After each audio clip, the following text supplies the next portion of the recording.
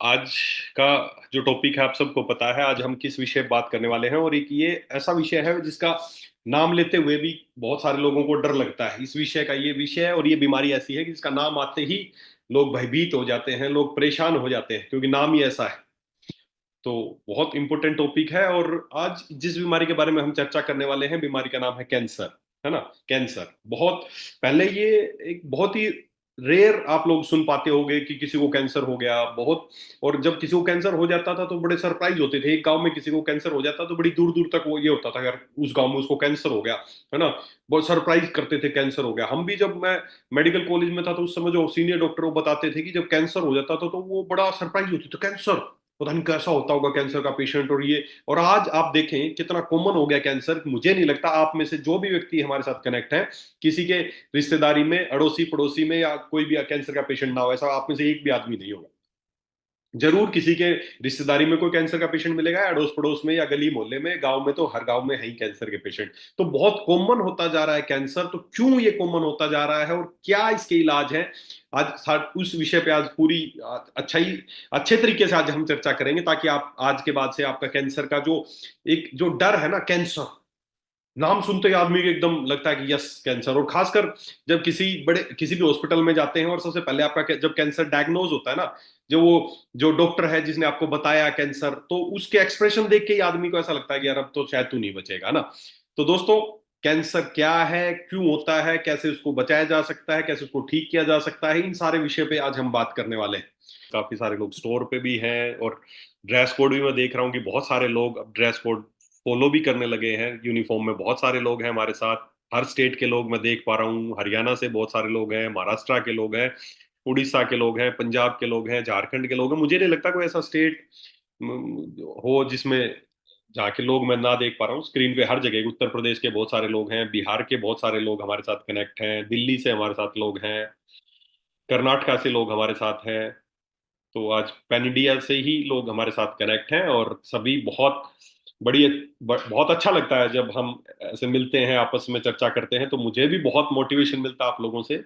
और कैंसर की बीमारी को समझने की जरूरत है। अगर आप इस बीमारी को समझ जाएंगे तो आगे से डर नहीं लगेगा। सही पूछो तो कैंसर के पेशेंट मेरे को कोई बोलता है ना कि कैंसर हो गया है, तो मेरे को ऐसा नहीं लगता कि ये बहुत बड़ी बीमारी हो गई है, ये अब ठीक नहीं हो सकता। बिल्कुल नहीं लगता है। बस डिपेंड ही करता है कि कैंसर होने के बाद वो किस किस किस अवस्था, वो क्या कराने लग गया है, किस तरह का ट्रीटमेंट कराने लग गया है। तो उस पर निर्भर करता है कि उसका कैंसर को हम ठीक कर पाएंगे या नहीं कर पाएंगे। मैं आपसे बातें करूंगा आज सारी इस बारे में। तो कैंसर के बारे में आज खुल के बातें करते हैं, कैंसर क्या चीज होता है। 999 और ये हो गए 1000। चलिए, थैंक यू। तो दोस्तों, कैंसर जैसा कि नाम से ही पता चल रहा है, कैंसर एक बीमारी है जिसके बारे में डर बहुत लगता है। और सही में डरने की बात भी है। क्यों डरने की बात है? क्योंकि इसके केसेस बहुत जल्दी बढ़ते जा रहे हैं। आज से कुछ वर्षों पहले तक कैंसर इतना सुनने को नहीं मिलता था कि कैंसर के पेशेंट, लेकिन आज बहुत कॉमन हो गया। कितना कॉमन हो गया है, आप अंदाजा इस बात से लगा सकते हैं कि कितना कॉमन हो गया है कि आज पंजाब, अगर मैं बात करूं, पंजाब की बात करूं, तो पंजाब के लुधियाना से एक ट्रेन चलती है और राजस्थान के बीकानेर में आती है। राजस्थान के बीकानेर में एक चैरिटेबल हॉस्पिटल है कैंसर का। और पंजाब से लेके, जलंधर से लेके और बीकानेर तक एक ट्रेन आती है, डेली एक ट्रेन आती है। उस ट्रेन का नाम है कैंसर ट्रेन।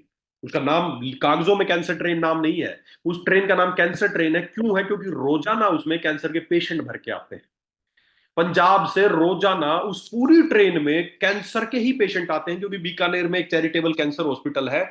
उस ट्रेन का नाम ही कैंसर हॉस्पिटल पड़ गया है। अगर एक बार उस ट्रेन को देख लोगे ना, प्लेटफॉर्म पे खड़े को, आपको हर हर बॉक्स, हर बोगी में, हर जगह कैंसर के ही पेशेंट मिलेंगे। महिला, पुरुष, बच्चे, कैंसर कैंसर को, इतना भयानक सीन होता है वो। आप देख लोगे तो आपको खुद लगेगा कि यार कैंसर वास्तव में एक बहुत बड़ी, और कैंसर एक ऐसी बीमारी है, किसी घर में हो जाता है ना तो वो पूरा घर प्रभावित हो जाता है। उसका फाइनेंशियल भी प्रभावित हो जाता है, उनका परिवार भी पूरा प्रभावित हो जाता है, हर तरीके से। बहुत सारे लोग मेरे को मिलते हैं जी, मेरे फादर को कैंसर हो गया था, इलाज में सब कुछ खर्च हो गया, कुछ बचा भी नहीं, और लास्ट में पिताजी भी नहीं बचे।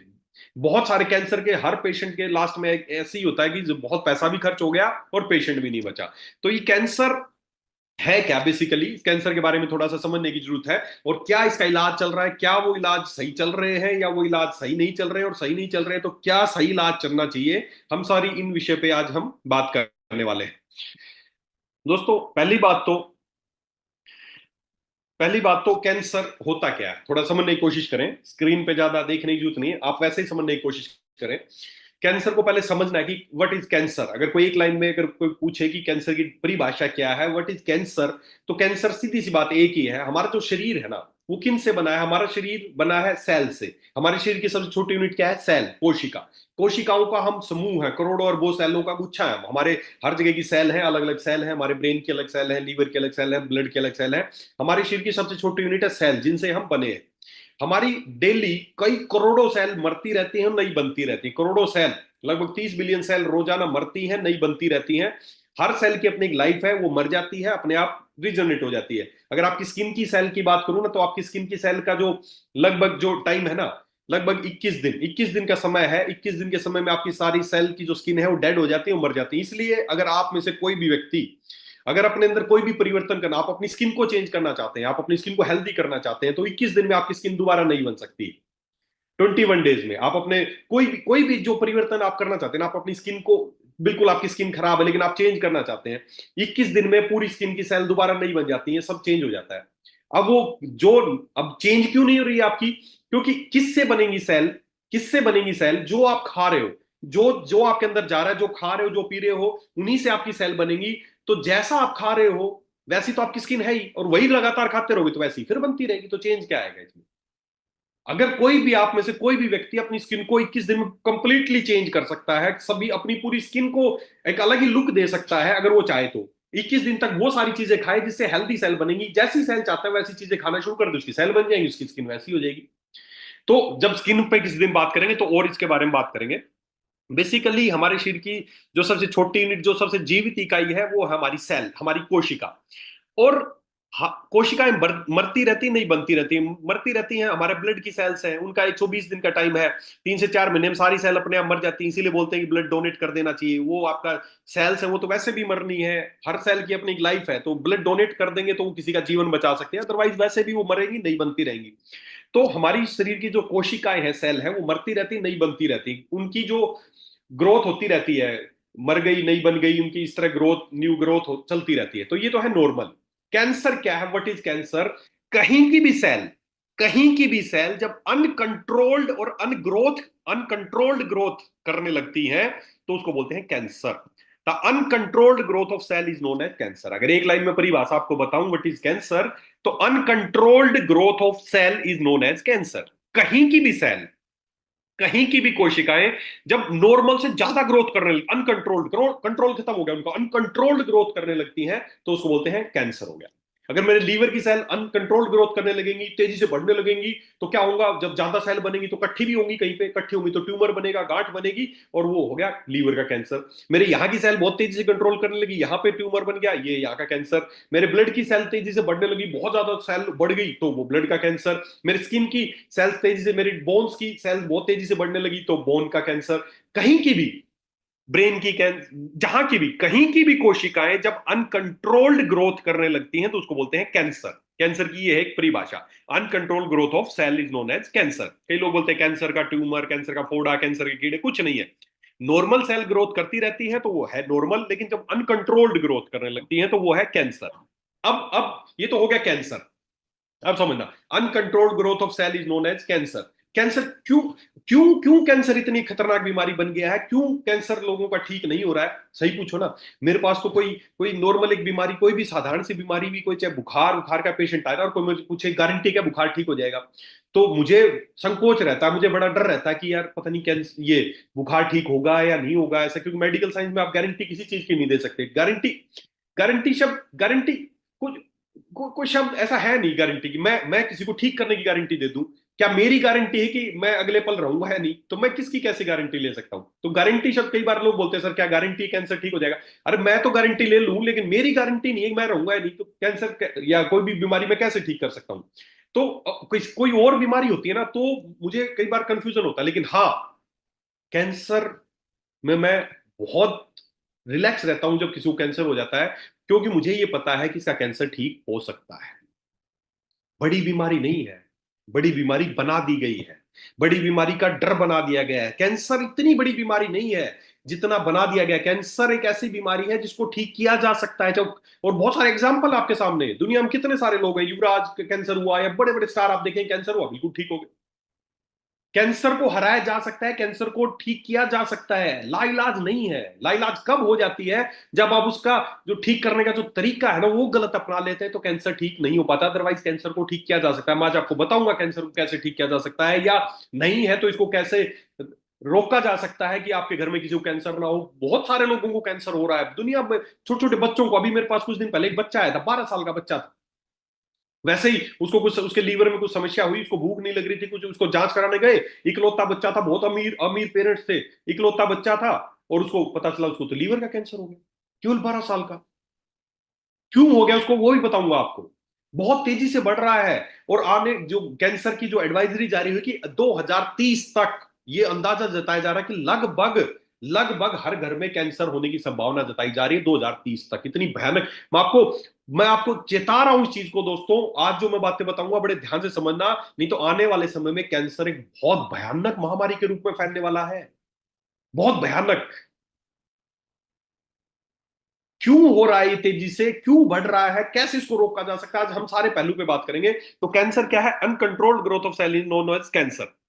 अब ये तो हो गया कैंसर। अब अपने इंडिया में या कहीं पे भी अगर किसी को कैंसर हो जाता है, सेल की ग्रोथ हो गई, मान लेते हैं मेरे लीवर की सेल की ग्रोथ हो गई, वहां पे एक ट्यूमर बन गया, या मेरे स्पाइन में बन गया, रीढ़ की हड्डी में बन गया, मेरे यहाँ पे बन गया, मेरे कहीं पे भी ब्रेन में बन गया, कहीं पे भी एक ट्यूमर बन गया। क्यों? क्योंकि सेल की अनकंट्रोल्ड ग्रोथ हो रही, सेल बढ़ती जा रही, मल्टीप्लाई 2 से 4, 4 8 2, तेजी से मल्टीप्लाई हो रही है। तो वो एक ट्यूमर बन गया। अब वो ट्यूमर बन गया कहीं पे भी, यहां बन गया, समझने के लिए, बाहर दिखने के लिए कि यहां पे किसी के ट्यूमर बन गया। अब इसका इलाज क्या है? इसका इलाज क्या है? क्यों कैंसर ठीक नहीं हो रहा, आपको समझ में आएगा बात। इसका इलाज क्या कर रहे हैं? अब किसी को हो गया, ट्यूमर बन गया यहाँ पे, क्या इलाज है? इंडिया में या कहीं भी अभी मुख्यतः 3 इलाज चलते हैं। पहला इलाज क्या है? सर्जरी। सर्जरी। 3 इलाज जो कैंसर के मुख्यतः जो चलते हैं, पहला इलाज क्या है? सर्जरी। जो ट्यूमर बना है उसको काट के निकाल दो, ठीक है। दूसरा इलाज रेडियोथेरेपी, किरणों के द्वारा मार दो। जो ट्यूमर है, जो सेल है, उनको किरणों के द्वारा, रेडिएशन के द्वारा उनको खत्म कर दो, ये रेडिएशन रेडियोथेरेपी। और तीसरा है कीमोथेरेपी। स्पेशल केमिकल्स अंदर डाले जाते हैं, जहर अंदर डाला जाता है ब्लड के थ्रू, ताकि वो जहां पे भी सेल की ज्यादा ग्रोथ है वो केमिकल जाएगा और सेल को वहां पे जला देगा। ये 3 इलाज, इनके अलावा कोई इलाज है क्या? कोई इलाज नहीं है इन तीनों इलाज में। समझना, इन तीनों इलाज में क्या हो रहा है, जो भी सेल बड़ी है या तो उनको काट के निकाल दो, या जला के मार दो, या किरणों से मार दो। ये 3 इलाज है। इन तीनों इलाज में क्या हो रहा है? मार दो, जला दो, काट दो। जो सेल बड़ी है, समझना, जो सेल बढ़ गई उनको या तो काट के निकाल दो, या उनको केमिकल से जला दो, या किरणों से जला दो, मार दो। ये 3 इलाज हो रहे हैं, मार दो, जला दो, काट दो। और आज क्या हो रहा है, इतना मारते जलाते काटते हैं, इतना मारते जलाते काटते हैं कि कुछ दिन में मरीज को जलाने की नौबत आ जाती है। अब एक मेरे को खुद बताओ आप एक बात, क्या इस पूरे ट्रीटमेंट में जलाना, मारना, काटना, क्या इस पूरे ट्रीटमेंट में कहीं भी ये इलाज हुआ कि वो सेल को ऐसा क्या हो गया था कि वो अनकंट्रोल ग्रोथ करने लगी? क्या उसका रोकने का कोई इलाज हुआ? बस क्या कर रहे हैं, जो बढ़ती जा रही, मारते, काट दो, फिर और सेल रहेगी, वो और बढ़ने लगेंगी। पहले ये निकाल दिया, फिर जीभ निकाल दी, फिर जबड़ा निकाल दिया, काटते गए, फिर गलाई काटने की नौबत आ गई, मर गया मरीज। कैंसर खतरनाक नहीं है, कैंसर का इलाज ज्यादा खतरनाक है। जो इलाज चल रहा है ना, ये कीमोथेरेपी, जला मार रहे हैं। जब आप देखा होगा किसी को कीमो लगती है, अब केमिकल डाला जाता है, उस केमिकल का काम है सेल को जलाना, डिस्ट्रॉय करना। क्या वो उन्हीं को जलाएगा? सारी सेल को डिस्ट्रॉय करेगा, जला देगा सब कुछ, जला देगा सब कुछ। बाल उड़ जाते हैं, ये सब खत्म हो जाते हैं, चेहरा काला पड़ जाता है, स्किन जल जाती है, अंदर के अंग डैमेज हो जाते हैं। खतरनाक केमिकल केमिकल डालते हैं जलाने के लिए, इसको बोलते हैं कीमोथेरेपी। रेडियोथेरेपी, किरणों के द्वारा मारा जाता है, सर्जरी से काट काट के निकाला जाता है। इन सारे इलाज में मार दो, जला दो, काट दो हो रहा है। वो सेल को ऐसा क्या हो गया कि वो अनकंट्रोल ग्रोथ कर रही है? उसको रोकने का तो कोई इलाज नहीं कर रहे। कैसे ठीक होगा कैंसर? कैंसर ठीक हो सकता है, बिल्कुल हो सकता है, लेकिन उसका कारण, क्यों क्यों वो सेल को, लीवर की सेल को, यहां की सेल को ऐसा क्या हुआ कि वो अनकंट्रोल्ड ग्रोथ करने लगी? उसको रोकने का कोई इलाज नहीं कर रहा है। सब बस एक इलाज कर रहे हैं, बढ़ेगी, मार दो, जला दो, काट दो। दोस्तों, कैंसर से, मैं फिर आपको एक बात बोल रहा हूं, कैंसर से खतरनाक कैंसर का इलाज है। और जब घर में किसी को कैंसर हो जाता है, रिश्तेदार में किसी को कैंसर हो जाता है, सबसे पहले हॉस्पिटल ले जाते हैं, उसकी बायोप्सी करते हैं, जांच करते हैं। कहीं पे भी ट्यूमर बना है, कहीं पे भी ट्यूमर बना है, उस ट्यूमर के जो सेल्स हैं उनको बोलेंगे जांच करना है, तो पहले एक पीस निकालेंगे, बायोप्सी निकालेंगे। और जैसे वहां से, अब वो सेल कट्ठी, भाई कोई भी ट्यूमर बना हो, जरूर नहीं कि वो कैंसरस हो, हो सकता है बिना कैंसर की भी ट्यूमर बन सकता है। दो तरह के ट्यूमर होते हैं, एक कैंसरस एक नॉन कैंसर, एक मैलिग्नेंट नॉन मैलिग्नेंट। कहीं पे ट्यूमर बन गया मेरे बॉडी में, कहीं पे भी ट्यूमर बन गया, अब वो ट्यूमर के लिए बोलेंगे जांच करेंगे कि कैंसर है या नहीं है। उसकी बायोप्सी, उसमें से एक पीस निकालेंगे, उसकी जांच करेंगे और देखेंगे कैंसर है या नहीं है। तो जांच करी तो उसमें तो पता नहीं कैंसर आया या नहीं आया, लेकिन अब उन्होंने पक्का काम कर दिया, जैसे ही पीस निकालेंगे वहां की सेल की ग्रोथ इनिशिएट हो जाएगी और उसको बहुत बड़े चांसेस है कि उसको कैंसर हो जाएगा। यहीं पर पहला स्टेप ही गलत हो जाता है। इलाज तो बात की बात है, जांच में ही सबसे पहला स्टेप गलत हो जाता है। जब उसकी बायोप्सी ली जाती है ना, एक चावल का भरा हुआ कटोरा है, पूरे चावल भरे हैं, सूखे चावल भरे हैं उसमें, और बोलेंगे इसमें से कुछ पीस लेंगे तो बिखरेंगे यार। पहला स्टेप ही यहीं पर गलत हो जाता है। जब बायोप्सी करते हैं, पीस लेते हैं, वो करते हैं, तो उसकी, अब जब जहां से एक टुकड़ा निकाला तो अब सेल की ग्रोथ होगी ना, और पहले ही क्या हो रहा है, अनकंट्रोल ग्रोथ, तो वो ग्रोथ और ज्यादा अनकंट्रोल्ड हो जाएगी, और पहले पता नहीं कैंसर था या नहीं था, अब जरूर हो जाएगा उसको। तो शुरुआत यहीं से गलत होगी, एफएनएसी किया या बायोप्सी किया, उसके बाद सर जरूर अनकंट्रोल ग्रोथ हो जाएगी। तो पहली बात तो किसी भी तरह के ट्यूमर या कैंसर या ये, बहुत ज्यादा घबराने की जरूरत नहीं है इनसे। ये बॉडी के ब्रेक्स हैं, ये ब्रेक है। ये ट्यूमर बनना, ये बॉडी की, ये नॉर्मल फिनोमिनाज है। कुछ कोई भी चीज क्या होता है, मैं बताऊंगा आपको कि क्यों ट्यूमर बना है, क्या हुआ है, ये सब बॉडी के ब्रेक्स हैं। इनके ज्यादा इनसे घबराने की जरूरत नहीं है। अपने आप मैनेज मैनेज हो जाएंगी सारी चीजें, लेकिन बीमारी बड़ी नहीं है, इसको बीमारी को बड़ा बना दिया गया है। बायोप्सी लेते हैं, उसके बाद उसकी ग्रोथ चालू हो जाती है, बोलेंगे कैंसर है। पता नहीं था या नहीं, बना दिया गया कैंसर। अब उसकी कीमोथेरेपी चलेगी, फिर उसकी सर्जरी करेंगे, फिर ये करेंगे, ये करेंगे, और एंड रिजल्ट ये की होगा, पेशेंट नहीं बचेगा। दोस्तों, मुझे बहुत सारे पेशेंट ऐसे मिले जिनको ट्यूमर था, कैंसर था, उन्होंने कोई बायोप्सी नहीं कराई, कोई उन्होंने कीमोथेरेपी नहीं लगाई, और वो कितने मुझे पेशेंट मिले हैं, और वो सारे पेशेंट आज बिल्कुल ठीक है। और इसके विपरीत मेरे लिए भी बहुत दुख की बात है कि बहुत सारे ऐसे पेशेंट आए जिनको कीमोथेरेपी लग चुकी थी, बहुत सारी कीमोथेरेपी लग चुकी थी, बायोप्सी भी हो चुकी थी, सर्जरी भी हो चुकी थी। ये मेरे लिए भी दुख की बात है कि उनमें से पेशेंट नहीं बचे। उनकी लाइफ जरूर कुछ हमने सुधार की, लेकिन अल्टीमेटली एंड रिजल्ट यही रहा कि वो नहीं रहे। समय हो सकता है कई साल निकाल दिए हो, जिन्होंने कहा था 2 दिन 4 दिन जिएंगे, कई साल निकाल दिए हो, लेकिन बच वो भी नहीं पाए, क्योंकि डैमेज इतना हो चुका था। डैमेज इतना हो चुका था, अंदर से इतना जला दिया गया था, इतना, इतने इतने सर्जरी कर करके सब कुछ काट दिया था, केमिकल से अंदर सब डैमेज हो चुका था, तो वो नहीं बच पाए। लेकिन हाँ, खुशी की ये बात है कि ट्यूमर हुआ था, कैसा भी ट्यूमर था, कैंसर था, लेकिन उसको कीमोथेरेपी नहीं लगी थी, बायोप्सी नहीं हुआ था, सर्जरी नहीं हुई थे, आए और वो बिल्कुल ठीक हो गए। आज बिल्कुल हेल्दी लाइफ जी रहे हो, स्वस्थ लाइफ जी रहे हो। तो इसका मतलब कैंसर को ठीक किया जा सकता है, उस अवस्था तक ठीक किया जा सकता है जब तक उसको बिगाड़ा नहीं गया है, जब तक उसको जलाया नहीं गया है, जब तक उसको छेड़ा नहीं गया है। एक मेरे परिचित थे, उनके फादर को कैंसर हो गया, तो मैंने कहा इनको कोई कीमो बायोप्सी वगैरह ऐसा कुछ मत कराओ। बोले सर मैं भी नहीं चाह रहा था कराने, लेकिन रिश्तेदार अड़ोसी पड़ोसी कह रहे हैं कि तू पैसे का लोभ कर रहा है, तू अपने पति से, अपने पिता से प्यार नहीं करता, तू उसका ध्यान, इसलिए तू इलाज से बच रहा है। ये हमारे धारणा बनी हुई है। जब आप उसका, फिर उसको लेके गया, उसकी बायोप्सी कराई, कीमोथेरेपी कराई, सर्जरी कराई, और तड़प तड़प के मर गया। क्या ये प्यार है कि उसको तड़पा के मारना है? ये प्यार है? ये एफिकेश, ये दिखाएं हम कि जो मैं इलाज करा रहा हूं वो इलाज। आप अपने किसी परिचित को कीमो लगवा रहे हैं, सर्जरी लगवा रहे हैं, तो आप उसको प्यार नहीं कर रहे हैं, मार रहे हैं उसको तड़पा के। जब कीमोथेरेपी लगती है ना, तो अंदर कितनी तड़प होती है, सोचो। अंदर जलाती, एक तरीके का एसिड डाला जाता है जो जलाता है, तो कितनी तकलीफ होती होगी। कीमो ऐसे नहीं लग पाती है कीमो।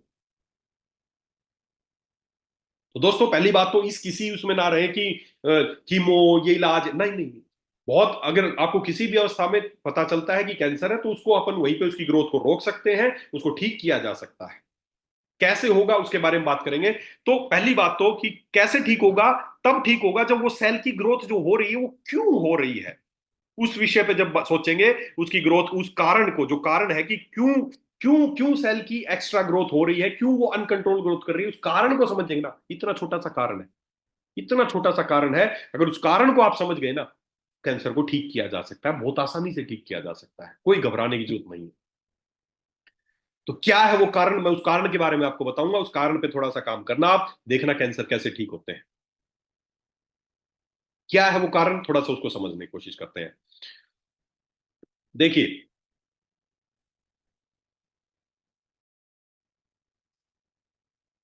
सिंपल सी बात है। हमारा जो, समझने की कोशिश करें, हमारा जो शरीर है ना, एक ही मैं आपके सामने एक पीएच स्केल है, ये इस स्केल पे गिनती होती है 1 से लेके 14 तक गिनती है, इसको बोलते हैं पीएच चार्ट या पीएच स्केल।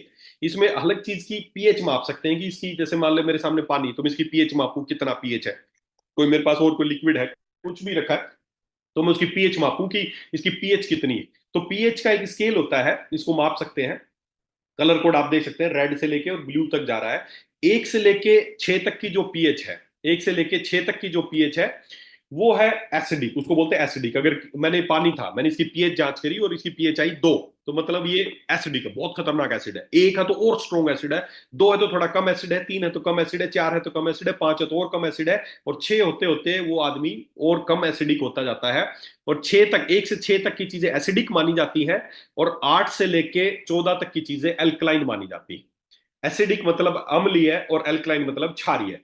तो 1 से लेके 6 तक की कोई भी चीज की पीएच है तो मतलब वो एसिडिक है, वो अम्लीय है। और 8 से लेके 14 तक की कोई चीज है तो वो अम्लीय है, मतलब क्षारीय है। न मतलब अम्लीय नहीं, मतलब एल्कलाइन है मतलब क्षारीय है। एसिडिक मतलब अम्लीय है और एल्कलाइन मतलब क्षारीय, अगर हिंदी में बात करूं। तो एक से याद कर लो इस चार्ट को, कोई बाद में आपको नहीं दिखेगा। 1 से लेके 6 तक अगर किसी की पीएच है तो कैसा है, एसिडिक है। अगर वो 8 से लेके 14 तक है किसी की पीएच, अगर 8 है तो एल्कलाइन, 9 है तो और ज्यादा एल्कलाइन, 10 है तो और ज्यादा एल्कलाइन, 11 है तो और ज्यादा एल्कलाइन, 12 है तो और ज्यादा एल्कलाइन, 13 है तो और ज्यादा एल्कलाइन, 14 है तो बहुत ज्यादा एल्कलाइन। तो ये एक चार्ट है, पीएच चार्ट इसको बोलते हैं। और जो 7 है ना, 7, 1 से लेके 6 तक एसिडिक, और जो 8 से लेके 14 तक एल्कलाइन, और 7 जो है ना इनके बीच का, 7 क्या है, न्यूट्रल, इसको बोलते हैं न्यूट्रल, ना एसिडिक ना एल्कलाइन, इसको बोलते हैं न्यूट्रल। हर चीज की पीएच है अपनी, कोई भी चीज है उसकी सबकी पीएच, कोई भी फ्लूइड है उसकी उसकी सबकी अपनी एक पीएच है कि ये कितनी पीएच की चीज है। आप अपने घर में किसी भी चीज की पीएच माप सकते हैं बड़े आसानी से। मार्केट में एक ड्रॉप आता है पीएच मापने का, किसी भी बच्चों की साइंस का सामान मिलता है वहां से मिल सकता है। एक पेपर आता है पीएच मापने का, उससे भी माप सकते हैं। एक फ्लूइड आता है, उस फ्लूइड को कि कुछ बूंदे, जैसे एक इतनी सी ड्रॉप आएगी, आई ड्रॉप जैसी, 2 बूंद इसमें डालना है और इसका कलर देखना है।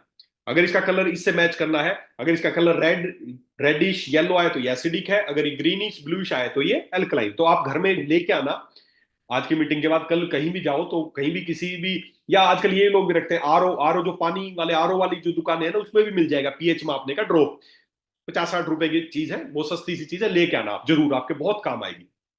तो पीएच पीएच मापना है कि किसी भी चीज की वो जो क्या है पीएच, एसिडिक है या एल्कलाइन है। तो 1 से 6 तक की चीजें एसिडिक है और 8 से लेके 14 तक की चीजें एल्कलाइन है। और बीच की जो 7 है वो है न्यूट्रल, वो ना एसिडिक है ना वो एल्कलाइन है, हर चीज की पीएच है। उसी तरह हर चीज की पीएच, उसी तरह हमारी शरीर की भी एक पीएच है कि हम कितनी, ईश्वर ने हमें बनाया तो कितनी पीएच का हमें बनाया है, हमारी पीएच कितनी है हमारी शरीर के, हम एसिडिक है या एल्कलाइन है, ईश्वर ने हमें बनाया, कैसा बनाया ईश्वर ने हमें। तो दोस्तों मैं आपकी जानकारी के बता दूं, हमारे शरीर की जो पीएच है वो लगभग 7.14 के आसपास है। मतलब ईश्वर ने हमें कैसा बनाया है, हम ना तो एसिडिक है ना हम बहुत ज्यादा एल्कलाइन है। हमारी पीएच कैसी है, लगभग 7 और 8 के बीच में। हम न्यूट्रल टू एल्कलाइन है, ये हमारी बॉडी का बनाया है ईश्वर ने कि आपकी पीएच कैसी होनी चाहिए, 7 और 8 के बीच में होनी चाहिए, 7 पॉइंट समथिंग आपकी पीएच होनी चाहिए। अगर वो पीएच ऐसी ही है जैसी ईश्वर ने बनाई है तो हम स्वस्थ हैं, हमें कोई बीमारी नहीं हो सकती। समस्या ही तब आती है जब हमारे शरीर की जो पीएच है ना वो बिगड़ने लगती है। हमारी जब पीएच बिगड़ने लगती है तो हमें बीमारियां होने लगती है, सीधी सी बात है। अगर मैं बात करूं तो जब पीएच हमारी एसिडिक होने लगती है तो हमें बीमारियां आने लगती हैं, और वो एसिडिक से वापस जब एल्कलाइन की तरफ आने लगती है तो हमें हेल्थ मिलने लगती है। जब शरीर एसिडिक होता है तो हम बीमार पड़ने लगते हैं, और जब वापस एल्कलाइन होने लगता है तो हम ठीक होने लगते हैं। ये एक सीधी सी बात है, बहुत छोटा सा फंडा है कि हमारा शरीर ईश्वर ने न्यूट्रल बनाया है। अगर हम न्यूट्रल या हल्के अल्कलाइन रहेंगे तो हम स्वस्थ रहेंगे, और अगर हमारा शरीर एसिडिक होगा तो हम बीमार हो जाएंगे। ये जैसे एक फ्रीक्वेंसी है 7, 8, 6, जैसे वो एफएम वगैरह कुछ चलाते हो, रेडियो कुछ चलाते हो ना, जैसे कोई भी एफएम का जैसे 98.3 है, तो अगर 98.3 पे फिक्स करोगे तो अच्छी आवाज आएगी, लेकिन अगर इधर उधर करोगे तो आवाज, सिग्नल प्रॉपर नहीं आएंगे, आवाज अच्छी नहीं आएगी और आपको कुछ भी सुनाई नहीं देगा। उसी तरह ईश्वर ने हमारी पीएच 7 कर रखी है, अगर ये बिगड़ेगी तो हम बीमार होने लगेंगे, और इसको वापस सेट कर दोगे 7 पे तो हम ठीक हो जाएंगे। बहुत इंपॉर्टेंट रोल है जीवन का, सबसे इंपॉर्टेंट अपनी बॉडी को समझने का, वो बता रहा हूं आपको। हमारी जो पीएच है ईश्वर ने वो 7 के करीब बनाई है। अगर 7 ही पीएच हम रखेंगे तो हमें धरती की कोई बीमारी नहीं हो सकती। समस्या तब आती है जब हमारी पीएच बिगड़ने लगती है, और कैसी पीएच होने लगती है, जब वो एसिडिक होने लगती है, हमारी शरीर की पीएच कम होने लगती है, तो हमें बीमारियां आने लगती है। देखो, सीधी सी बात है, आज आपको कैंसर के बारे में एक इंपॉर्टेंट बात बता रहा हूं, इसको दिमाग में रखना, आगे से आपको कैंसर से डर नहीं लगेगा। क्या डर नहीं लगेगा, बड़े ध्यान से समझना। एक बहुत बड़े वैज्ञानिक थे, डॉक्टर ओट्टो वारबर्ग उनका नाम था। उनको नोबेल प्राइज मिला था 1931 में। उनको स्पेशल 1931 में इसके लिए उनको नोबेल प्राइज दिया गया था। उन्होंने एक ही बात बताई थी, इस बात को दिमाग में बैठा लो, every single person who has cancer has a pH that is too acidic. बस। हर कैंसर का पेशेंट इसलिए कैंसर का पेशेंट है कि उसका शरीर एसिडिक हो गया है। बस ये है कैंसर का कारण। एवरी सिंगल पर्सन, ऐसा कोई कैंसर का पेशेंट नहीं हो सकता जिसको कैंसर है उसका शरीर एसिडिक ना हो। Every single person who has cancer has a pH that is too acidic. मतलब सीधी सी बात है, उन्होंने ये बात को बताया था, डॉक्टर ओट्टो वारबर्ग ने, नोबेल प्राइज मिला था, उन्होंने बताया था cancer can not survive in an alkaline media oxygen rich environment but thrives in an acidic low oxygen environment. सीधी सी बात है। उन्होंने क्या बताया, उन्होंने बताया कि कैंसर कैंसर का केवल एक ही कारण है कि हमारा शरीर एसिडिक हो गया है और शरीर में ऑक्सीजन की कमी हो गई। Doctor Warburg has made it clear that the root cause of cancer is oxygen deficiency which create the acidic state of the human body. मतलब बॉडी एसिडिक क्यों हुई, क्योंकि शरीर में कोशिकाओं में ऑक्सीजन की कमी हुई और शरीर एसिडिक हो गया, और इसकी वजह से कैंसर हो गया।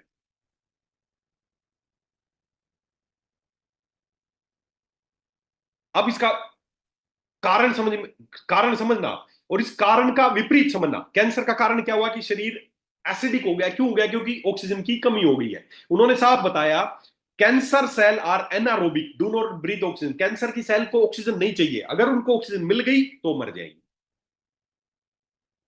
कैंसर की सेल को जिंदा रहने के लिए क्या चाहिए, एसिडिक मीडिया चाहिए और ऑक्सीजन की कमी चाहिए। ये उसको जिंदा रहने की, जैसे हमें जिंदा रहने के लिए पानी चाहिए और हवा चाहिए।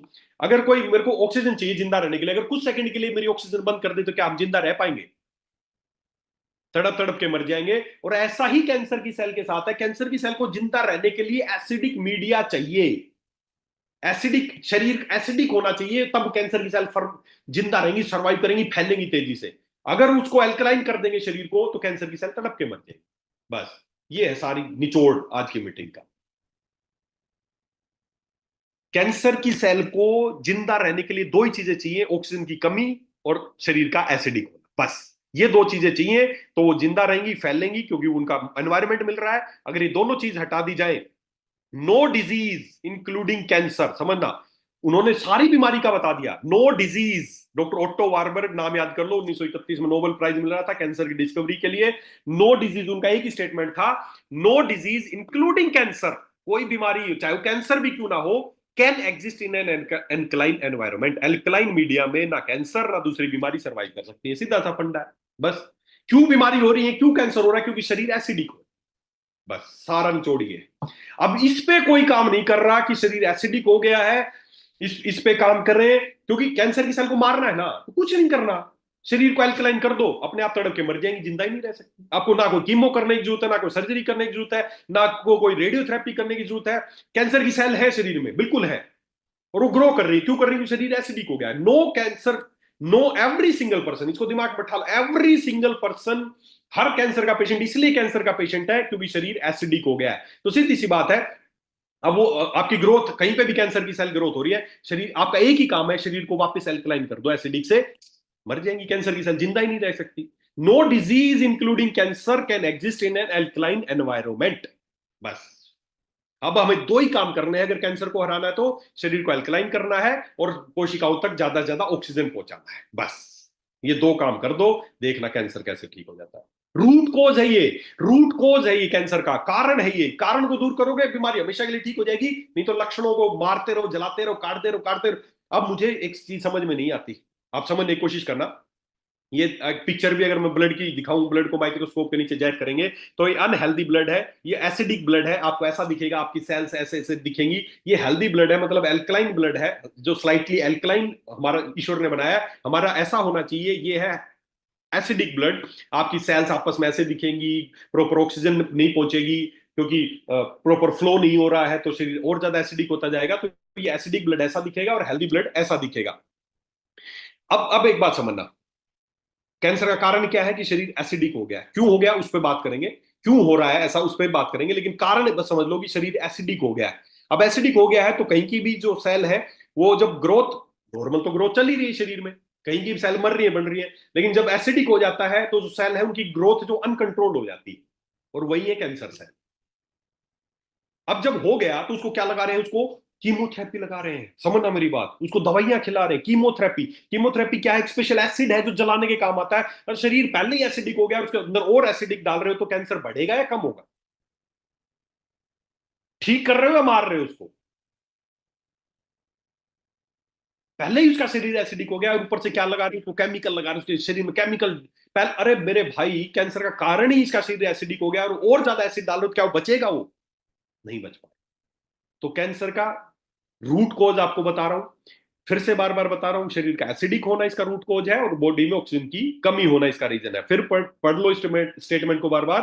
Doctor Warburg has made it clear that the root cause of cancer is oxygen deficiency which create an acidic state in the human body. Doctor Warburg also discover that cancer cell are anaerobic, मतलब anaerobic, उनको oxygen नहीं चाहिए, do not breathe, oxygen की presence में वो breathe नहीं कर सकते, and can not survive in the presence of high level of oxygen. तो बस किस लिए कीमोथेरेपी कर रहे हो, किस लिए काट रहे हो, जब पता ही चल गया कि उनको किससे मरेंगी, बॉडी में ज्यादा ज्यादा ऑक्सीजनेटेड बॉडी को करना है, बॉडी को एल्कलाइन करना है। जैसे बॉडी एल्कलाइन होगी, बॉडी का जो ब्लड फ्लो प्रॉपर होगा, ऑक्सीजन पहुंच जाएगी सब जगह, और कैंसर की सेल सर्वाइव ही नहीं कर सकती, मर जाएंगी तड़प के अपने आप। बिजनेस बन गया है, बड़े बड़े कैंसर के हॉस्पिटल, ऑन्कोलॉजी के बड़े बड़े हॉस्पिटल खुलते जा रहे हैं, मार रहे हैं, काट रहे हैं, जला रहे हैं लोगों को। तो दोस्तों, ये है कैंसर का रूट कॉज। अब ये हो क्यों रहा है, क्यों क्यों क्यों हमारा शरीर एसिडिक होता जा रहा है? सीधी सी बात है, ईश्वर ने हमें बना दिया, न्यूट्रल बना दिया कि ले भाई, ये तेरी पीएच 7 रहनी चाहिए। अब सीधी सी बात है, मेरी पीएच 7 रहनी चाहिए या 8 रहनी चाहिए, 7 8 के बीच में रहनी चाहिए। अब एक बात बताओ, अगर मैं न्यूट्रल हूं और मैं पूरे दिन भर कुछ भी जो भी खाऊं या पीऊं, अगर सब एसिडिक खाने लग जाऊं, तो मेरा शरीर एसिडिक होगा या अल्कलाइन होगा?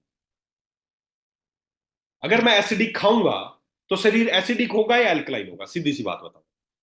सीधी सी बात, एसिडिक होगा। अगर मैं पूरे दिन जो भी खाऊं एसिडिक ही खाता रहूं, तो शरीर एसिडिक होगा या अल्कलाइन होगा? एसिडिक होगा। और आज यही हो रहा है हमारे साथ। आज पूरे दिन भर में जो भी आप खा रहे हैं, पूरे दिन भर में जो भी आप खा रहे हैं, उसमें सब एसिडिक डाइट ले रहे हैं।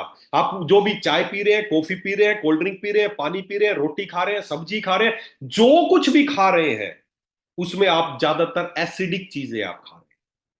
और इसी का नतीजा है कि शरीर हमारा एसिडिक होता जा रहा है। इसीलिए मैं कह रहा हूं 2030 तक हर घर में कैंसर होगा। क्यों? क्योंकि आज हमारी जो डाइट है, हम एसिडिक तो हम सबका शरीर हो गया है। क्यों? क्योंकि पूरे दिन एसिडिक चीजें खा रहे हैं। कैंसर किसी भी दिन, किसी को छोटी सी चोट लगेगी, मान लो आप दांत निकलवाने गए, आपके दांत में कोई दिक्कत आ गई, दांत निकाला, बहुत सारे लोगों को मुंह का कैंसर ऐसे ही होता है, दांत उसने निकाला, दांत निकालने के बाद जब घाव भरने लगा तो पता चला कैंसर हो गया। क्यों? क्योंकि शरीर तो एसिडिक था ही। अब दांत निकाला तो घाव हुआ, घाव भरने के लिए सेल को ग्रो करना पड़ेगा, जब ग्रोथ करेंगे तो अनकंट्रोल हो जाएगी ग्रोथ, क्योंकि शरीर एसिडिक पड़ा है पहले से।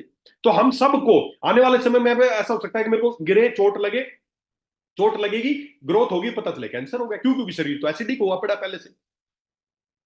आज पूरे दिन भर में जो भी आप खा रहे हो, जो भी पानी पी रहे हो, आप, इसीलिए कह रहा हूं पीएच का मापने का वो ड्रॉप लिया ना, कल अपने घर का पानी माप के देखना, आप कैसा पानी पी रहे हो,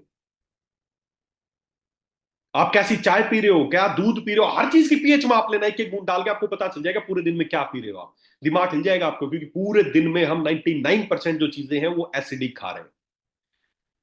जब एसिडिक खाओगे तो यार सीधी सी बात है ना, सीधे एसिडिक होगा, अल्कल कैसे रह जाएगा? और जब एसिडिक होगा तो कैंसर होने के चांसेस किसी को भी हो सकता है। एसिडिक चीजें, कैसी कैसी एसिडिक चीजें, ये कोल्ड ड्रिंक्स, बहुत सारे लोग खुश हो गए पीते हैं कोल्ड ड्रिंक्स पी रहा हूं। आपको पता है जो कोल्ड ड्रिंक्स है ना, ये Coca Cola, Pepsi, seven up, Fanta, जो भी नाम अनाप शनाप जो नाम है, इनकी पता है पीएच कितनी है? घर पे जाके कल कोल्ड ड्रिंक लाना, बच्चों के सामने इनकी पीएच माप के दिखाना, इनकी पीएच है 2.7, 3, 2.5, 2.7, 2, 3 से नीचे नीचे पीएच है इनकी। अब पीएच स्केल के अनुसार सोचो, 1 2 3 पीएच की चीजें कितनी खतरनाक एसिड है, ये इतनी खतरनाक पीएच की चीजें हैं। अगर ये चीज पियोगे, ये अंदर जाएगी तो शरीर एसिडिक होगा या अल्कलाइन होगा? और आपके लिए सरप्राइजिंग बात बता दूं, ये जो पीएच है ना, 2 से 2.5 के करीब पीएच है, ये जो कोल्ड ड्रिंक्स आपके घर में ये भी रखी होंगी, और आपके घर में टॉयलेट क्लीनर भी रखा होगा, दोनों की पीएच माप लेना, दोनों की पीएच 2.5 से 3 के बीच में है। उससे आपको डर लगता है टॉयलेट क्लीनर से एसिड है जल जाएगा, और साला उतनी है पीएच की चीज आप पी रहे हो। 2.5 से 3 पीएच का ही आपका टॉयलेट क्लीनर है, और 2.5 से 3 पीएच की आपकी कोल्ड ड्रिंक है। ये है, ये चीजें खा रहे हो आप, चाय पी रहे हो आप वो एसिडिक है, आप पानी पी रहे हो वो एसिडिक है, आप सब्जी बना के खा रहे हो वो एसिडिक है, आप अनाज खा रहे हो वो सब एसिडिक है। हर चीज तो एसिडिक खा रहे हो आप।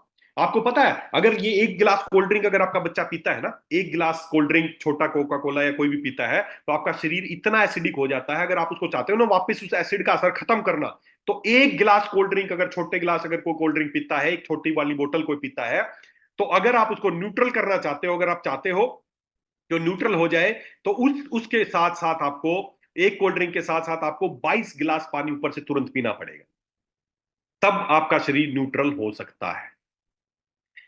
एक छोटी बोतल कोल्ड ड्रिंक जो 200, ये 200 ml की आती है, एक बोतल अगर आप कोल्ड ड्रिंक पीते हो, तो उसको न्यूट्रल करने के लिए आपको 22 गिलास पानी अर्जेंट तुरंत ऊपर से पीना पड़ेगा, अगर उसके एसिड के असर को खत्म करना है तो सोच लो, अगर आपका बच्चा कोल्ड ड्रिंक पी रहा है, तो फटाफट 22 गिलास पानी ऊपर से तैयार रखना उसको फटाफट पिलाने के लिए, ताकि जो एसिड गया है वो शरीर एसिडिक ना हो, वापस न्यूट्रल हो जाए। अल्कलाइन तो छोड़ो, न्यूट्रल करने के लिए ही 22 गिलास पानी चाहिए 1 गिलास कोल्ड ड्रिंक को न्यूट्रलाइज करने के लिए। इतना खतरनाक एसिड है।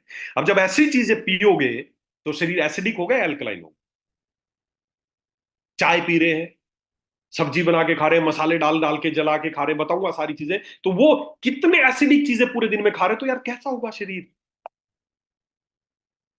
अभी अभी मेरे पास एक पेशेंट आई थी कुछ दिन पहले, कुछ महीनों पुरानी बात हो गई, लगभग बल्कि साल के करीब बात हो गई होगी। झारखंड से मेरे पास एक पेशेंट आई, समझना यही गलती आपके आसपास भी लोग करते हुए मिलेंगे। मेरे पास एक पेशेंट आई झारखंड से, 25-26 साल की लड़की थी, उसको कैंसर था, पूरे शरीर में कैंसर फैल गया था उसको। वो मेरे पास लेके आए, बोले सर इसको हम मुंबई भी ले गए थे, कीमोथेरेपी भी लग चुकी है, इन्होंने 1-2 बार सर्जरी भी कर दी, कीमो तो 10-15 कीमोथेरेपी लगा दी थी, जल गया, तो उसके बाल वाल कुछ पहचान में ही नहीं आ रहा था, काले पड़ गई थी। खुद एक नर्स थी वो लड़की, 25-26 साल की, और उसको कैंसर हो गया, फैल गया बुरी तरह। सबने जवाब दे दिया, तो वो लेके आए मेरे पास कि कैंसर हो गया है। मैंने कहा चलो ठीक है, वैसे तो आप बहुत लेट लेके आए हो, क्योंकि बहुत सारी कीमोथेरेपी लग चुकी थी, बाल भी उसके पूरा पूरा उसको डैमेज कर दिया था, फिर भी चलो मैंने कहा लेके आए। तो पहली बात तो, आपके पास भी जब भी आपको कोई भी कैंसर का पेशेंट मिले, तो पहली बात तो दिमाग में क्या क्लिक करना चाहिए, इसको कैंसर क्यों हुआ है, क्योंकि इसका शरीर कैसा हो गया है, कैसा हो गया है, एसिडिक हो गया है। क्यों एसिडिक हो गया है, क्योंकि इसने एसिडिक चीजें ज्यादा इस्तेमाल की होंगी। मैंने उसे, तो जब भी कोई ऐसा पेशेंट आए, तो क्यों एसिडिक होते जा रहे हैं, क्योंकि आज हमारे खाना पीना, स्मोकिंग कर रहे हैं, सिगरेट पी रहे हैं, शराब पी रहे हैं, हर चीज में केमिकल, हर चीज में प्रिजर्वेटिव, खतरनाक केमिकल अंदर जा रहे हैं, दवाइयां खा रहे हो, ये सब आपके शरीर को एसिडिक करने का काम कर रहे हैं। तो पेशेंट मेरे पास आई, मैंने पूछा यार इसको कैंसर, तो बोले नर्सिंग का कोर्स करती है, और कर रही थी मतलब अब तो वो 2 साल से, पिछले 2 साल से हॉस्टल में रह रही थी। तो मैंने उस लड़की से ही पूछा कि पिछले 2 साल से आप हॉस्टल में रहती थी, ज्यादातर आपकी डाइट क्या थी। उसने बताया कि हम पूरे दिन भर में 4-5 बार चाय पीते थे, पूरे दिन में 10-12 बार कोल्ड ड्रिंक पीते थे, जब भी मन करता था मैगी बना के खाते थे, कोल्ड ड्रिंक, चिप्स विप्स पड़े, मतलब टोटली 2 साल तक उसने बहुत ज्यादा एसिडिक चीजें खाई। दिन भर में कोल्ड ड्रिंक, बर्गर, कभी पिज्जा ऑर्डर कर दिया, कभी बर्गर ऑर्डर कर दिया, कभी कभी चाउमीन बना के खा ली, कभी मैगी बना के खा ली, बोले वैसा ही था, खाना वाना तो कम ही खाते थे, बस मस्ती करी 2 साल खूब। इतना ज्यादा एसिडिक फूड उसने खाया पिछले 2 साल में, कि उसका शरीर एसिडिक हो गया और उसको कैंसर हो गया। कारण समझ में आ गया। मैंने कहा चलो पीछे की तो छोड़ो, पीछे जो हुआ हुआ, अब क्या खिलाते पिलाते हैं उसको। मैं सरप्राइज हो गया देख के। मैंने पूछा आप क्या, बोले आप तो सर ये कुछ खा पी नहीं पा रही, लिक्विड लिक्विड दे पाते हैं, और डॉक्टरों ने, गए थे मुंबई तो उन्होंने बताया कि और कुछ नहीं ले पाती है ना, तो कम से कम थोड़ा सा इसके अंदर एनर्जी आती रहेगी, तो थोड़ा सा इसको ना स्प्राइट पिला दिया। उनके बैग में, थैले में मैंने देखा, कम से कम छोटी छोटी स्प्राइट की 10 से 15 बोतल थी, हर एक घंटे में उसको एक स्प्राइट पिला रहे थे। सोचो आप, कैंसर का कारण क्या है, शरीर एसिडिक हो गया और पिला क्या रहे हैं, एसिड पिला रहे, तो कैंसर ठीक होगा क्या उसका, क्या चांस है उसका कैंसर कभी ठीक होगा। उसको हर एक घंटे में, मैंने उनकी देख ली थी उनके थैले में बोतल, इसीलिए मैंने उनसे सवाल पूछा था, हर एक घंटे में स्प्राइट की एक छोटी बोतल खोल ले और उसको पिला दे, बोले कुछ तो जाता रहेगा अंदर। अरे मेरे भाई क्या जा रहा है। ये तो चल रहा है, दवाइयां खिला रहे हो उसको अरे कारण एसिडिक हो गया है और ऊपर से एसिड ही दिए जा रहे हो, कीमो लगा लगा के एसिडिक करते हैं, तो कैसे सरवाइव करेगी पेशेंट, कैसे बचेगी यार। तो दोस्तों, सीधी सी बात है, शरीर कैंसर का कारण क्या है कि शरीर एसिडिक हो गया है। क्यों हो गया? क्योंकि दिन भर में एसिडिक चीजें खा रहे हो। बस अब कंक्लूजन की तरफ चलते हैं। कैंसर को ठीक करना है तो क्या करना है? एक ही काम करना है, आपके शरीर जो एसिडिक हो गया उसको एल्कलाइन करना, बस। देखना कैंसर कैसे ठीक होता है। लाइलाज नहीं है कैंसर, बहुत आसानी से ठीक हो सकता है कैंसर। बस रूट कोज पे काम करना पड़ेगा। रूट कोज क्या है? बॉडी एसिडिक हो गई है, ऑक्सीजन कमी है, बॉडी को एल्कलाइन कर दो, ऑक्सीजन रिच हो जाएगा और कैंसर की सेल अपने आप मर जाएंगी, और तड़प तड़प के मर जाएंगी, जिंदा ही नहीं रह सकती ना। उसको जिंदा रहने के लिए ऑक्सीजन की कमी चाहिए और एसिडिक मीडिया चाहिए। आपने शरीर को एल्कलाइन कर दिया, कैंसर की सेल अपने आप तड़प के मर जाएंगे। आपको देखने की जरूरत नहीं कहां थी, कहां से कहां थी, यहां थी, वहां थी, फैल गई, कुछ हो गई, मर जाएंगी सब। तो बॉडी को एल्कलाइन करना है। कैसे करना है? देखो, ये रूल है, इसको बोलते हैं 80-20 रूल बोलते हैं इसको। ये ईश्वर ने आपकी जो बॉडी बनाई है ना, आपकी बॉडी का जो जो सिस्टम बनाया कि आपकी बॉडी 7-8 pH के करीब रहनी चाहिए, तो उसके लिए कैसे रहेगी उसका एक रूल है, 80-20। इसको 60-40 तक भी मान लेते हैं रिलैक्स करके, 80-20 छोड़ो आप, 60-40। मतलब पूरे दिन भर में आपको बॉडी को नॉर्मल रखना है, न्यूट्रल रखना है या अल्कलाइन रखना है, तो 60% अल्कलाइन फूड होना चाहिए और 40% एसिडिक फूड होना चाहिए। ये आपकी डाइट होनी चाहिए अगर आप चाहते हैं आपको जिंदगी में कभी कैंसर ना हो, या कैंसर हो गया है तो ठीक करना है, तो कम से कम 80-20, 80% एल्कलाइन चीजें और 20% एसिडिक चीजें। अब एल्कलाइन में क्या आता है? एल्कलाइन में क्या आता है आपको बताता हूं। एल्कलाइन में है मोस्ट ऑफ द फ्रूट्स, ज्यादातर जितने भी फ्रूट्स हैं वो एल्कलाइन है। कच्ची सब्जियां, वेजिटेबल्स, वो एल्कलाइन है। हर्ब्स, जड़ी बूटियां, वो एल्कलाइन है। नट्स एल्कलाइन है, सीड्स एल्कलाइन है, और हर्बल टीज, ये है एल्कलाइन चीजें। नोट कर लेना ये चीजें, ये है एल्कलाइन। एसिड फॉर्मिंग फूड क्या है जो आपको शरीर को एसिडिक करते हैं? वो खाना क्या है? मोस्ट ऑफ द ग्रेन, सभी अनाज, गेहूं, चावल, सब कुछ, बीन्स, मीट, कोई भी नॉन वेज चीजें, dairy products, fish, fast food and process food, कोई भी प्रोसेस फूड, फास्ट फूड, ज्यादातर अनाज बने, कोई भी प्रोसेस फूड मतलब जो बना हुआ खाना जो आप बना रहे हो, ये सब चीजें एसिडिक हैं। एल्कलाइन क्या है? फ्रूट, वेजिटेबल, कच्ची सब्जियां, herb, seeds and herbal tease. ये नोट कर लो, एक टेबल बना लो। अब खुद सोचो, पूरे दिन भर में ये एल्कलाइन वाली कितनी खा रहे हो और बाकी जो एसिड वाली चीजें कितनी खा, आपको खुद पता चल जाएगा। रेशियो क्या होना चाहिए? 80-20। इसको और रिलैक्स मान लो, 60-40 की 60% मेरे को एल्कलाइन चीजें खानी है और 40% एसिडिक चीजें खाने हैं। लेकिन आज आप दिल पे हाथ रख के सोचो, जो मैंने टेबल बताई है, सभी तरह के अनाज, आपके बनाई हुई सब्जियां, कोई भी प्रोसेस फूड, कोई भी डेयरी प्रोडक्ट, दूध, दही, लस्सी, सब कुछ, फास्ट फूड, ये सब है एसिडिक। पूरे दिन भर में खुद बताओ आप कितने परसेंट एल्कलाइन चीजें खा रहे होगे और कितने परसेंट आप एसिडिक चीजें खा रहे होगे। आप खुद दिल पे हाथ रख के सोचो, आपके घर के पूरे दिन की डाइट सोचो, पूरे दिन भर से सुबह से लेकर शाम तक आपने खाया तो कितना आपने एसिडिक चीजें खाई और कितनी आपने अल्कलाइन चीजें खाई। आज रेशो तो क्या होना चाहिए? 80-20 होना चाहिए। 60-80% अल्कलाइन चीजें होनी चाहिए और 20% एसिडिक होना चाहिए। इसको 60-40 भी मान लो, लेकिन आज हकीकत ये है हमारे घर में 99% एसिडिक चीजें खा रहे हैं, 1 या 2%। हम 5 आदमी बैठते हैं अपनी अपनी थाली में, सब्जी, रोटी, चावल, सब अचार पचार सब लेके, और बीच में इतनी सी सलाद की प्लेट रखते हैं, सारा अपनी अपनी पूरी थाली लपेट जाते हैं, सलाद के 1-2 पीस खाते हैं और वो भी बचे ही रह जाते हैं ज्यादातर। तो वो सलाद है ना, वो था एल्कलाइन और बाकी सब था एसिडिक। एसिडिक लपेट दिया सब कुछ, और सलाद कितना खाया? 2-4 पीस, वो था एल्कलाइन। अब सोचो पूरे दिन भर में कितना, अब जब होना चाहिए क्या चाहिए? 80-20, और हो क्या रहा है? 20-80 भी नहीं हो रहा है, 20% भी अल्कलाइन नहीं खा रहे हो। जब उल्टा करोगे तो रिजल्ट कैसे आएंगे? उल्टे ही आएंगे। हम सबकी बॉडी एसिडिक होती जा रही है और कुछ समय बाद किसी को भी कभी भी कैंसर हो सकता है, हम सब पूरे प्रोन है। बस ये है आपकी हकीकत कि क्यों हमारा शरीर एसिडिक हो रहा है, क्योंकि पूरे दिन में खाई एसिडिक रहे हैं। हम क्या कर रहे हैं? कोई भी चीज सब्जी बनाते हैं, किसी भी चीज की सब्जी बनानी है, अपने गाजर की सब्जी बनानी, गाजर को लिया, उसको तेल में जलाएंगे, फ्राई करेंगे, मसाले डालेंगे, जलाएंगे, बोलेंगे देखो मैंने कितनी अच्छी गाजर की सब्जी बनाई। अरे बनाई नहीं, बिगाड़ दी तूने तो, सत्यानाश कर दिया इसका। ईश्वर ने बनाई थी गाजर, बहुत बढ़िया एल्कलाइन थी, तूने जला जला के साले मसाले डाल डाल के उसको एसिडिक फूड बना दिया। ये देखो मैंने कितनी अच्छी घिया की सब्जी बना, अरे बनाई नहीं, बिगाड़ दी। बिगाड़ रहे हो चीजों को, बना नहीं रहे हो।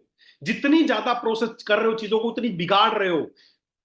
रसोई में लगे सब्जी बना रहे, पहले उसको अलग फ्राई करेंगे, फिर जलाएंगे, फिर मसाले डाल लेंगे, पूरा तल भून के बोलेंगे देख क्या मस्त सब्जी बनाई। माताओं बहनों से रिक्वेस्ट है, बना नहीं रही हो, बिगाड़ रही हो, अपने घर के सभी लोगों को एसिडिक कर रहे हो, बच्चे एसिडिक हो रहे हैं। वो जो मैं बता रहा हूँ 12 साल का बच्चा, वो क्या है, उसके चिप्स खाता था, कुरकुरे पूरे दिन, कोल्ड ड्रिंक चिप्स ये चलता था, 12 साल का बच्चा लीवर का कैंसर हो गया। क्यों? क्योंकि शरीर एसिडिक हो गया। कारण एक ही है बस। तो जो खाओगे वैसा ही ऐसे शरीर होगा और उसी हिसाब से बीमारी लगेगी। तो ये, अगर आप पूरे दिन में अपनी थाली नोट करना, सुबह से शाम तक पूरे दिन में आज हम 90% एसिडिक चीजें खा रहे हैं।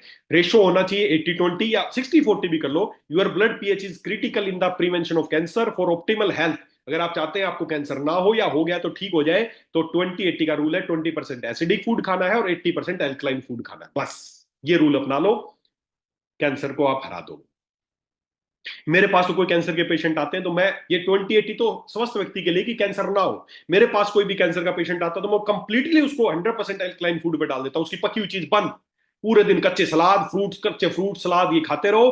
साथ में कुछ आयुर्वेदिक जो अपनी हर्ब्स है वो देनी है। ये सारी चीजें देनी है उसको, कच्चे सलाद उसको।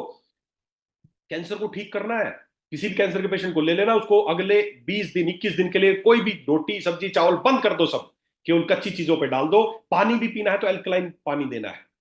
एल्कलाइन एल्कलाइन पानी कैसे? अपने घर पे जो आरओ का पानी पी रहे हो ना, माप के देखना, बहुत ज्यादा गंभीर एसिडिक पानी पी रहे हो, 3-4 एसिडिक, 4-5 पीएच का पानी होगा जो आप पी रहे होगे। पानी को भी एल्कलाइन किया जा सकता है, नॉर्मल तरीके से किया जा सकता है।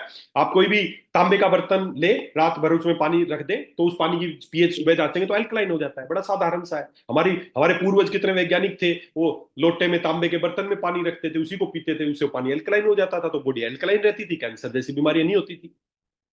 तो किसी भी तरीके से टारगेट एक ही है कि बॉडी को एल्कलाइन करना है, और उसका पहला तरीका तो ये है कि हमारा 20% एसिडिक फूड और 80% एल्कलाइन फूड। पहला तरीका तो ये है। अगर इसको फॉलो करते हो तो आप करके देखना। आप ज्यादा दिन नहीं, आप एक हफ्ते अपने घर में फॉलो करके देखोगे, 80% कच्ची चीजें खाना शुरू कर दो और 20% पकी हुई चीजें, दो कई सारे फायदे होंगे। आपके घर के खर्चे भी कम होंगे, गैस भी बचेगी, महिलाओं का समय भी बचेगा, है ना। वो अपने आराम से पूरे दिन किचन में लगे रहने के बजाय कम से कम चीजें बनाए, कच्ची चीजें ज्यादा खा। एक हफ्ते करके देख लो, आपकी हेल्थ में परिवर्तन होता है या नहीं होता, मेरे को बता दे। केवल एक हफ्ते। 80% कच्ची चीजें, 20% पकी हुई चीजें, बस। तो पहला रूल तो ये है कि हमें इस तरह की डाइट करनी चाहिए। दूसरा, बहुत सारे लोग इस तरह की चीजें नहीं कर पा रहे हैं, तो वैसे तो करनी चाहिए। अगर नहीं कर पा रहे तो एक और तरीका है बॉडी को जल्दी अल्कलाइन करने का। क्या है वो तरीका, वो भी बता देता हूं। बहुत आसान तरीका है। वो है गाय। गाय कौन सी? भारतीय नस्ल की देसी गाय, जो हमारे भारत की जो गाय है। कौन सी गाय है? कैसे पहचानोगे भारतीय गाय है? उसके लिए कोई कलर डेफिनेशन नहीं है कि काली होनी चाहिए, सफेद होनी चाहिए, भूरी होनी चाहिए, चितकबरी होनी चाहिए, कैसी ना। कैसी होनी चाहिए? सीधी सी बात है, जिसकी पीठ पे ये हो उभरा हुआ, वो है भारतीय नस्ल की देसी गाय। गाय अपने आप में एक ऐसा प्राणी है, इस धरती पे जीवित प्राणी है, जो cancer, thyroid, constipation, asthma, acne, migraine, headache, इन तमाम बीमारियों को ठीक करने की क्षमता रखता है। Cow is a hospital. मैं तो ये बोलता हूं, गाय अपने आप में एक अस्पताल है जो इन बीमारियों को ठीक कर सकती है। क्यों कर सकती है? क्योंकि इसका एक चीज, इसकी बहुत सारी चीजें फायदेमंद है, लेकिन एक चीज आपको बता दूं, इस धरती पे जितने भी प्राणी है ना, चाहे हम हैं, चाहे कोई भी प्राणी हो, चाहे कोई पशु हो, पक्षी हो, कोई भी हो, इस धरती पे जितने भी प्राणी हैं, सबका जो यूरिन है वो एसिडिक है। हमारे भी यूरिन 5 के आसपास पीएच है, 4, 4.5, 5 के करीब हमारी पीएच है। हर धरती के हर प्राणी का जो यूरिन है वो एसिडिक है। चमत्कारी चीज बता रहा हूं आपको, भारतीय नस्ल की जो देसी गाय है, अकेली ये एक ऐसा प्राणी है जिसका जो यूरिन है वो हाईली एल्कलाइन इन नेचर है। सोचो, इसको ईश्वर का चमत्कार नहीं कहेंगे तो क्या कहेंगे? हर प्राणी का यूरिन एसिडिक है, सिवाय भारतीय नस्ल की जो देसी गाय है, इसका जो यूरिन है वो हाईली एल्कलाइन है। उसका पीएच लगभग 12 के आसपास है। 12 के करीब इसका पीएच है। तो अगर हमारे आयुर्वेद में गोमूत्र को गोमूत्र की दर्जा नहीं दिया गया है, गोमूत्र को अमृत कहा गया है। बाकी सब ओष दिया है, लेकिन ये अमृत है, अमृत। क्यों है? क्योंकि इसका जो पीएच है वो 12 के करीब है। अगर आप चाहते हैं आपका शरीर एसिडिक है और उसको अल्कलाइन करना है, तो सबसे आसान और सबसे बढ़िया तरीका है, हमें गोमूत्र सेवन करना चाहिए।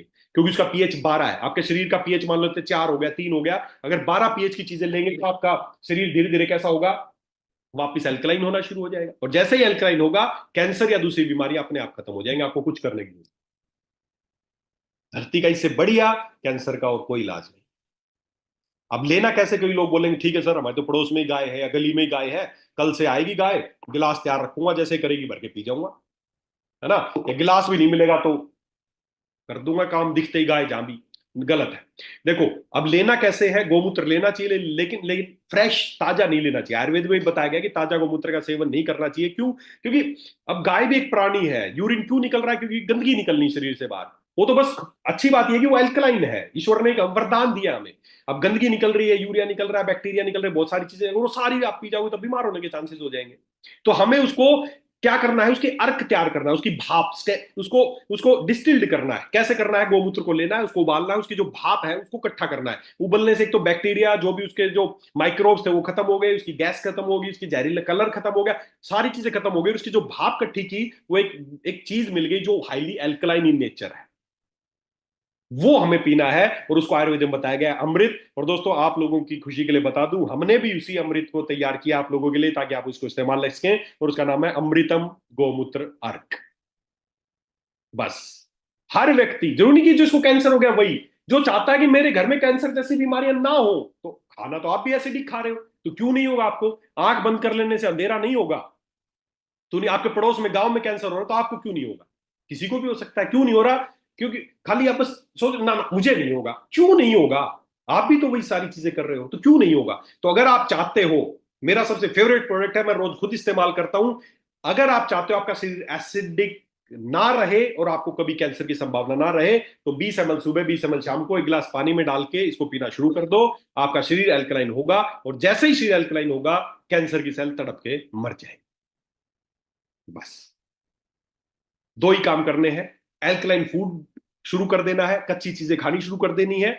एक कम से कम 80% पूरे दिन में एल्कलाइन फूड होना है, 20% एसिडिक फूड, और साथ में 20-20 ml अमृतम लेना शुरू कर दें। आपकी बॉडी एल्कलाइन होनी शुरू हो जाएगी। कोशिश करें ज्यादा ज्यादा ऐसे स्पेस पे रहे, ज्यादा ज्यादा ऑक्सीजनेटेड। मैंने देखा कैंसर के पेशेंट को हॉस्पिटल ले जाएंगे, बंद कर देंगे, कीमो लगाए, अरे साला सारा ही मारने का काम कर रहे हो। ऑक्सीजन कम कर दी, बॉडी को एसिडिक कर रहे हो, तो इसको मारने के लिए लाए हो गए यहाँ पर।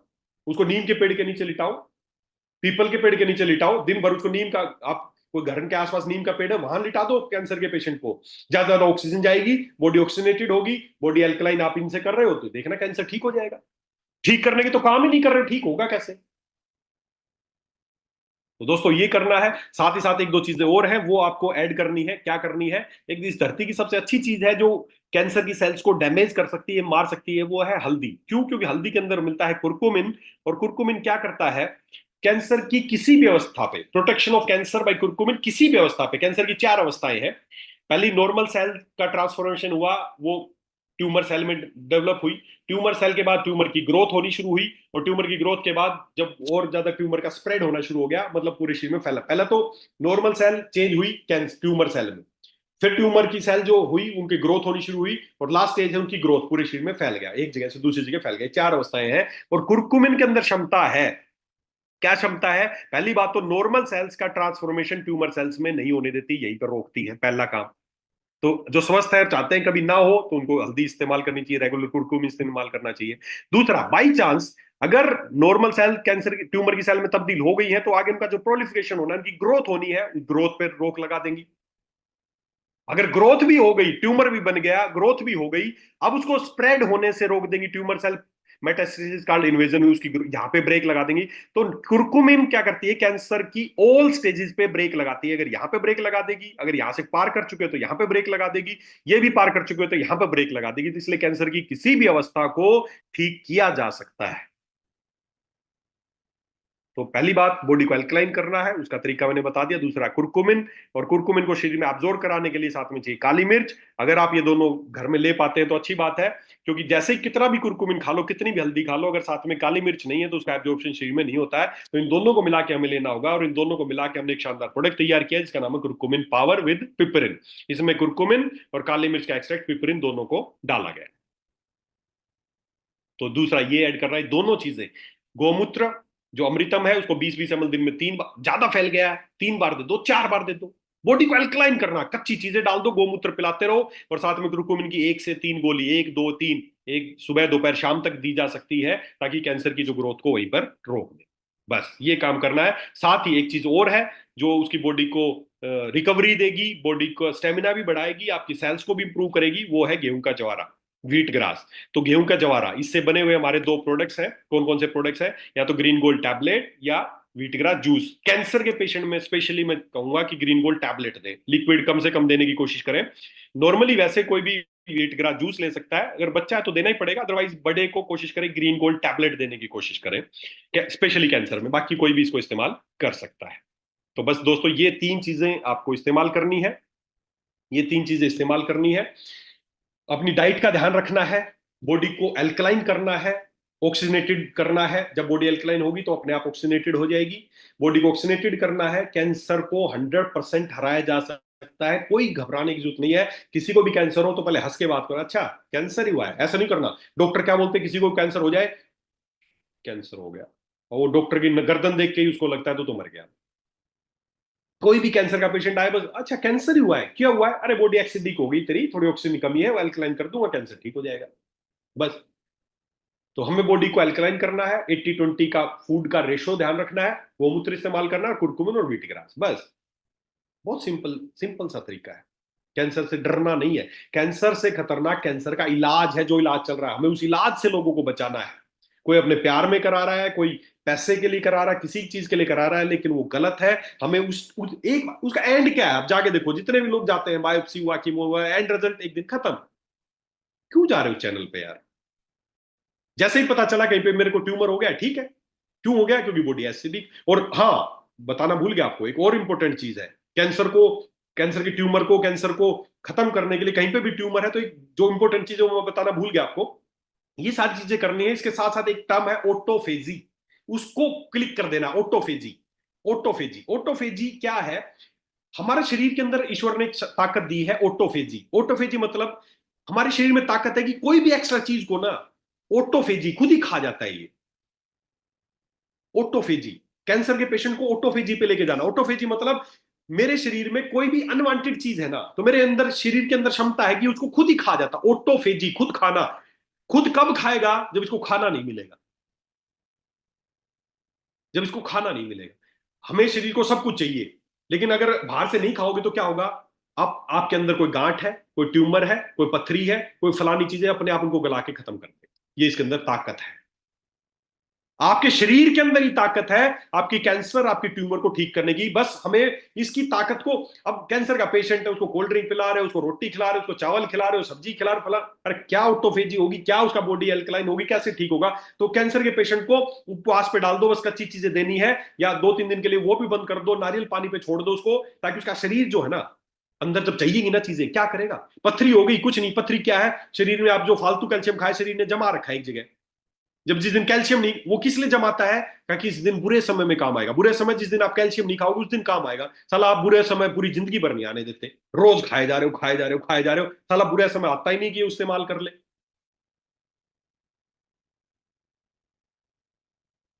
तो दोस्तों, ऑटोफेजी इसके लिए बहुत शानदार, उपवास पे डाल देना है उसको, केवल या तो लिक्विड पे रहेगा, या कुछ लेना है तो केवल कच्चे फल या कच्ची सब्जी डालनी है। कैंसर देख, कैंसर नहीं, और ये कर दोगे ना तो अकेला कैंसर ठीक नहीं होगा, उसका सब कुछ ठीक हो जाएगा। उसका पेनक्रियाज भी ठीक हो जाएगा, लीवर ठीक हो जाएगा, स्किन ठीक हो, सब कुछ ठीक हो जाएगा उसका, उसकी बॉडी चेंज हो जाएगी पूरी। आप खुद करके देख लो 21 दिन। कच्ची चीजें ज्यादा खानी शुरू कर दो, लिक्विड लेना शुरू कर दो, ऊपर रात को 6 बजे के बाद नहीं खाना किसी भी हालत में, करके देखो, आपको खुद ऑटोफेजी चला जाएगा। आपके शरीर के अनवांटेड, शरीर क्या करता है, जो चर्बी, जो ज्यादा चिकनाई खा रहे हो, जमाना शुरू कर देता है इधर उधर, सब जगह जमा देता है कि बुरे समय में काम आ जाएगा। वो साला बुरा समय कभी जिंदगी भर नहीं आता, क्योंकि आप रोज ऊपर से उतना ही दिए जा रहे हो, तो कब इस्तेमाल करेगा उसको? शरीर को जब चीजें चाहिएंगी ना और ऊपर से नहीं मिलेंगी तो खा जाएगा अपने आप। कोई ट्यूमर है ना, गला के खत्म कर देगा ये उसको, पथरी को गला देगा, कुछ भी खत्म कर देगा। समय तो दो इसको। खाना पचाने में लगाए जा रहे हो, उसको खाए जा रहे हो, खाए जा रहे हो, पचाया जा रहा, पचाया जा रहा, कब तो काम करेगा ये? तो दोस्तों, बस ये कुछ चीजें का ध्यान रखना है, और कैंसर को हराया जा सकता है, आपके हाथ में है। जैसे ही आप सोचेंगे, आपका ब्रेन को लगेगा कि मैं कैंसर को ठीक कर सकता हूं, ऑटोमेटिक आपकी ऑटोफेजी चालू हो जाएगी, कैंसर ठीक होना शुरू हो जाएगा। ऑक्सीनेटेड करो, सुबह शाम उसको बोलो लंबे लंबे सांस ले, पेड़ों के नीचे बैठाओ उसको, घर में कैद करके मत रखो। और कैंसर, और तांबे पानी भी अल्कलाइन पीना है, उसका तरीका, हर चीज उसको अल्कलाइन करना है। मैंने फंडा बता दिया, कैसे अल्कलाइन करोगे खुद समझ जाओ। एसिडिक चीजें नहीं अंदर जाएंगी तो ठीक हो जाएगा।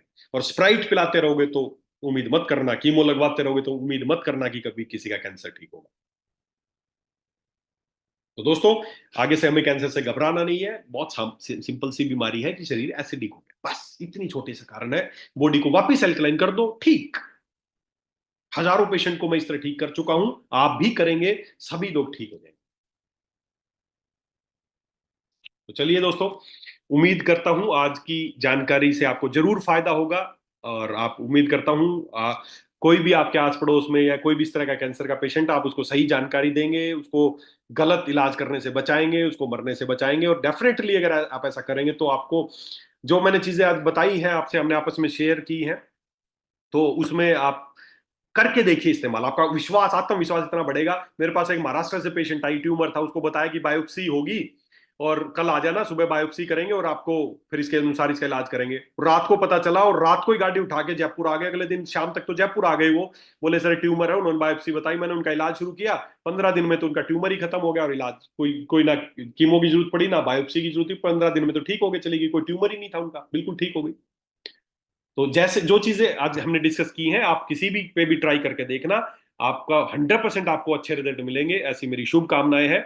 और मैं उम्मीद करता हूं आप जरूर ऐसा करेंगे और खुद के साथ जरूर करें अपने घर में।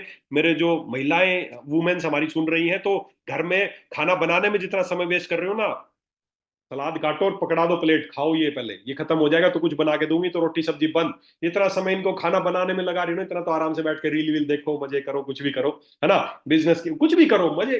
खाना किचन में जितना कम समय लगाओगे उतना ही घर में कम बीमारियां होगी, सीधी सी बात है। तो किचन का जो टाइमिंग है उसको घटाओ। बना नहीं रही हो चीजों को, आप बिगाड़ रही। ईश्वर ने, कुदरत ने जैसी चीजें दी हैं उनको वैसी फॉर्म में कुछ खाने की आदत घर में डालो।